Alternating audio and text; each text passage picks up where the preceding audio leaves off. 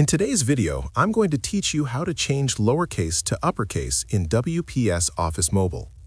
Changing text to uppercase is a simple but powerful formatting option that helps your content stand out and look more polished.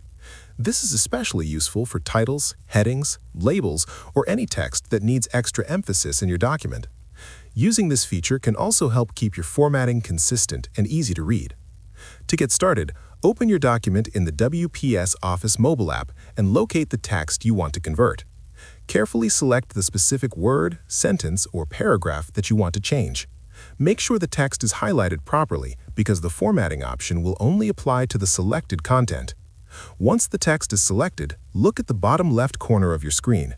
You will see an icon that opens additional text tools and formatting options. Tap that icon to bring up the editing menu. This menu contains several useful features that allow you to adjust how your text looks without manually retyping anything. After opening the menu, scroll down slowly until you find the option labeled All Caps. Take your time while scrolling so you do not miss it. When you see All Caps, tap on it once. As soon as you do this, the selected text will automatically change from lowercase to uppercase.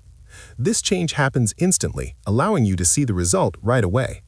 If the text does not appear the way you expected, double-check that the correct portion was selected before applying the option. You can always reselect the text and tap All Caps again if needed. Using the All Caps feature saves time and helps avoid typing errors that can happen when manually changing each letter.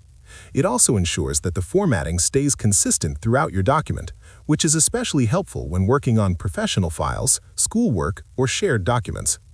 After converting the text, you can continue editing your document as usual. The uppercase formatting will remain in place unless you decide to change it again later. This makes it easy to experiment with different styles while keeping full control over your content.